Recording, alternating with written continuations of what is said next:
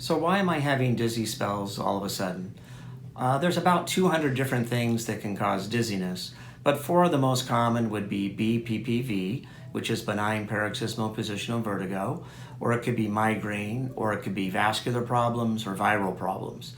So with BPPV, there's little crystals that break free in the inner ear, and you can do maneuvers that will put them back to where they came from, and we cure about 90% of the people on the first visit. With migraine, they may have problems such as estrogen or food allergy, or they may have other things like lack of sleep, or they may actually have stress that's causing it. So we work on getting rid of those problems so it gets rid of the migraine.